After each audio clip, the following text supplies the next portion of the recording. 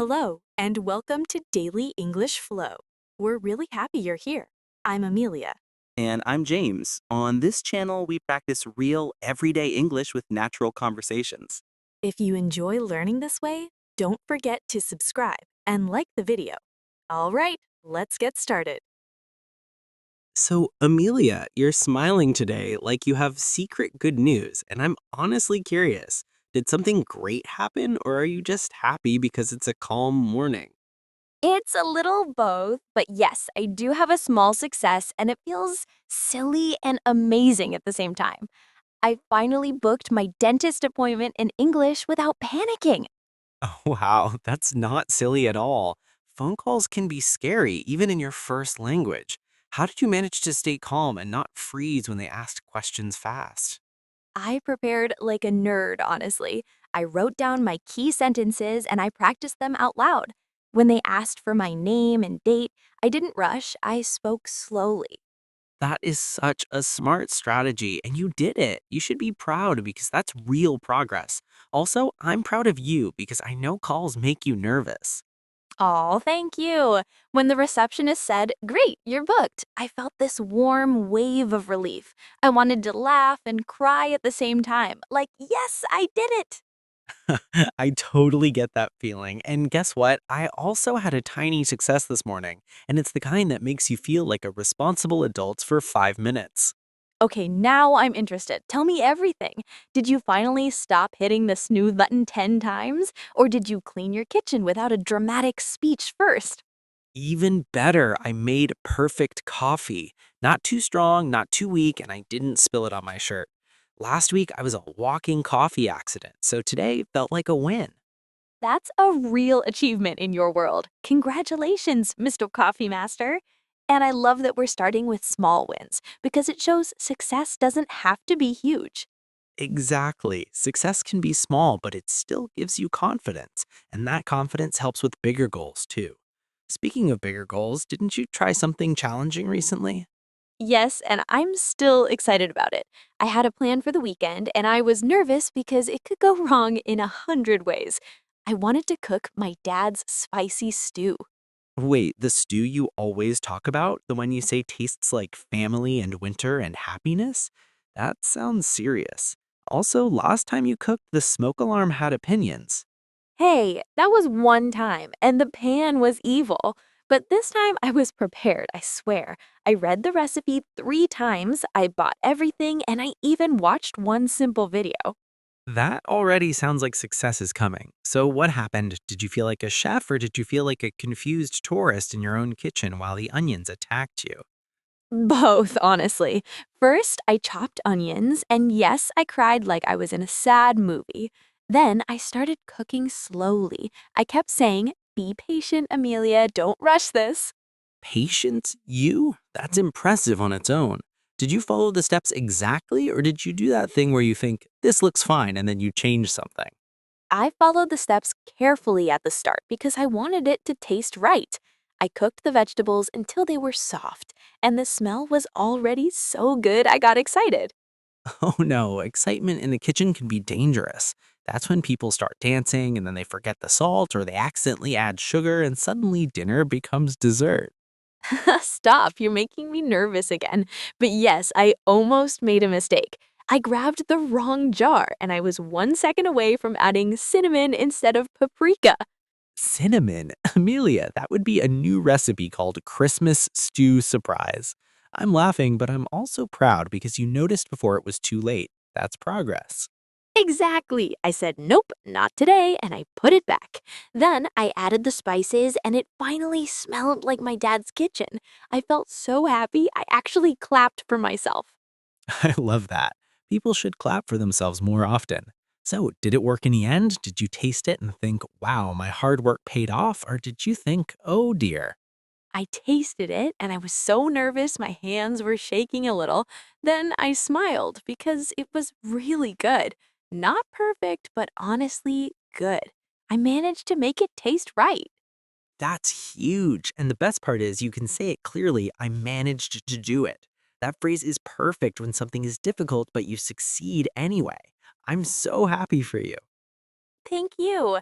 I felt a real sense of accomplishment because it wasn't just food. It was like I connected with my family memory and I proved to myself I can deal hard things. That's what success is sometimes, right? It's not only the results, it's the feeling behind it. And now I want to hear the funny part because you promised it could go wrong.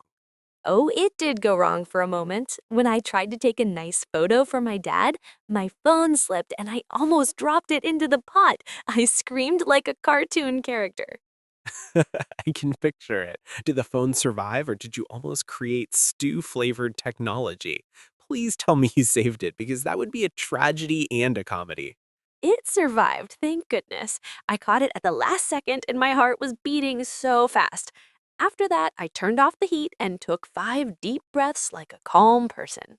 That's another success, staying calm after a mini disaster. Okay, so you cooked the stew, you survived the phone moment, and you felt proud. Did you share it with your dad yet? That's the next step, and I'm still a little nervous. I'm bringing it to him tonight, and I really hope he likes it. If he smiles, I might actually cry again, not even kidding. I think he will love it because you put real effort and love into it. And even if it's not exactly the same, it's still your achievement. Also, you can say, I did my best.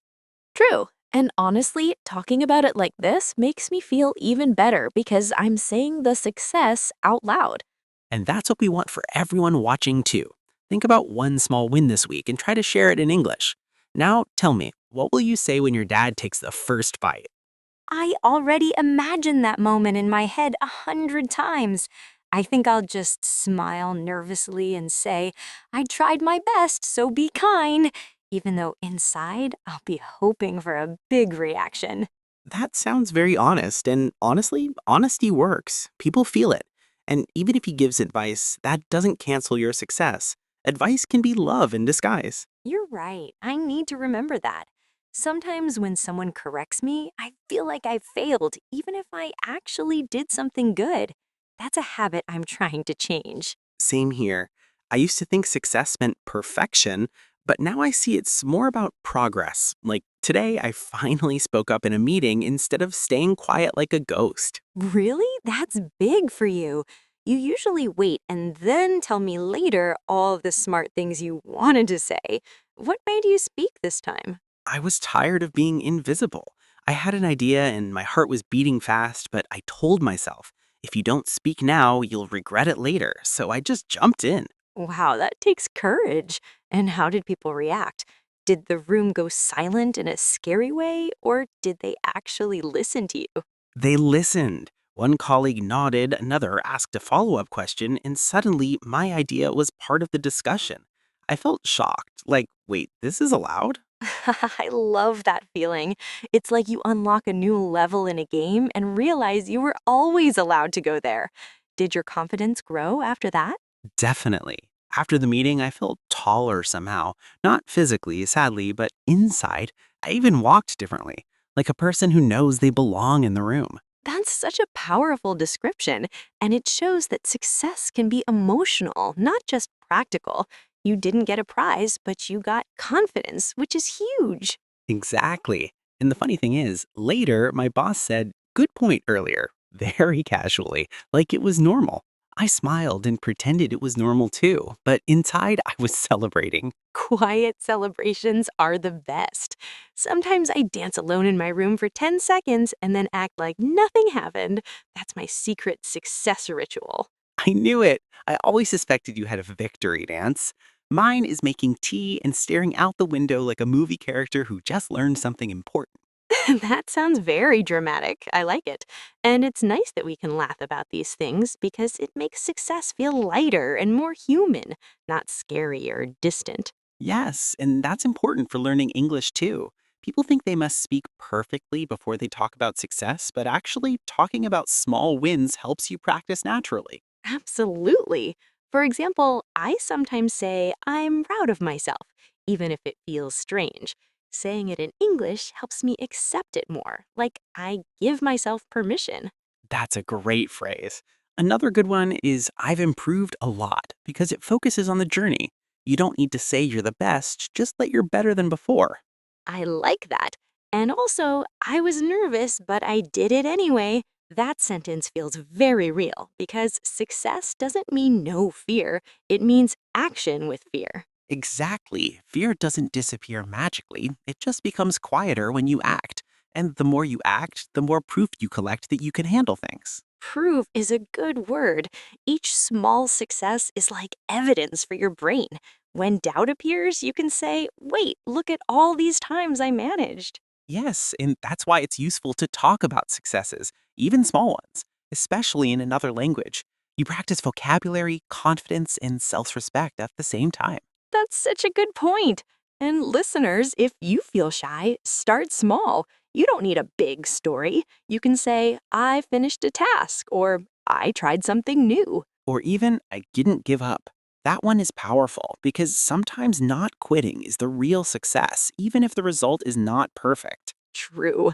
Honestly, some days success for me is just staying kind to myself when things don't go as planned. That's something I'm still learning. Same here, and learning itself is success. The fact that you're watching this and practicing English already means you're doing something positive for yourself. I love that reminder, and talking like this makes me excited for my next challenge, even if I don't know what it is yet. Me too. It feels less scary when you know you can handle discomfort. So, Amelia, after the stew success and the phone call success, what's your next small goal? I've been thinking about that question a lot, and my next goal feels exciting and scary at the same time. I want to start sharing short voice messages in English online, even if my accent isn't perfect yet. That's a brave idea, and I can already imagine how many people it could help. What part makes you most nervous? The sound of your own voice or the thought of strangers listening and judging? Honestly, it's both. Hearing my own voice feels strange, and I worry people will focus on mistakes instead of the message.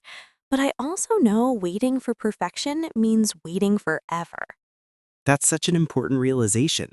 Perfection is very patient, it can wait forever. But progress happens only when you act, and your voice sounds warm and clear, even with mistakes. Thank you. That means a lot.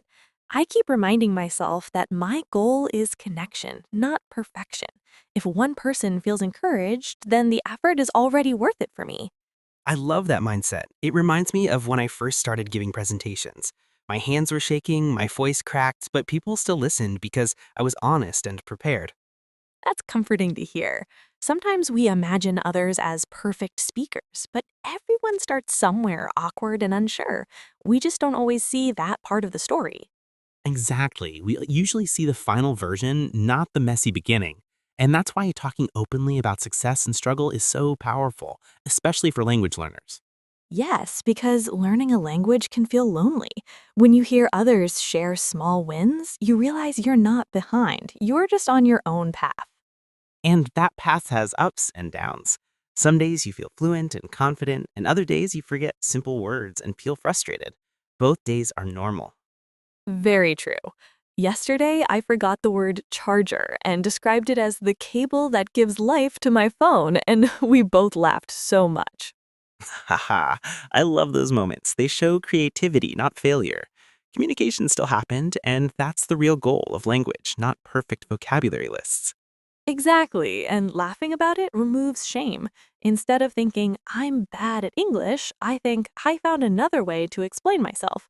That feels empowering. That's such a healthy way to look at it. And empowerment is another form of success, even if it doesn't look impressive from the outside. Yes, success doesn't always come with applause. Sometimes it's quiet, like feeling calmer or trusting yourself a little more than yesterday. I agree. And those quiet changes often last longer. Big moments are exciting, but small daily improvements shape who we become over time. That's beautifully said.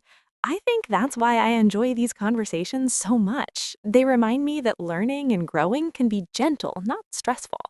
Same here, and I hope everyone listening feels that too. You don't need pressure to improve, you need curiosity and kindness towards yourself. Absolutely. If you're kind to yourself, you're more likely to try again after mistakes, and trying again is where real progress lives. Well said. And speaking of trying again, remember how nervous you were before that English phone call? Now you talk about it with a smile. That's true. I almost forgot how stressed I felt. Looking back, it seems smaller now, which proves that fear often shrinks after action.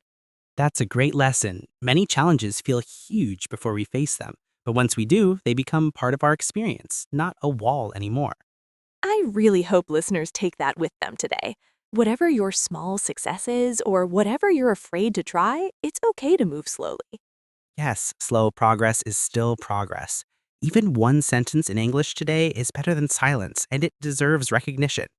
I feel inspired now and also very grateful for this space to talk openly. It reminds me why we started this channel in the first place. Me too. Sharing real conversations, real emotions, and real English feels meaningful, and I'm happy we can do this together. I feel the same way, James. When we started, I was worried about sounding natural, about pauses, about mistakes. But now I see that honesty is what really connects us to people. Exactly. And connection is the heart of language. Grammar is important, yes, but if you feel something while speaking, the listener feels it too, even if your sentence isn't perfect. That's such a comforting thought. It takes pressure off and makes speaking feel more human.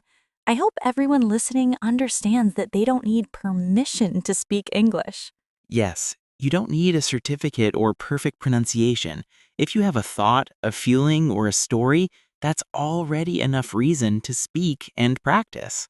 And it's okay if your success today feels very small.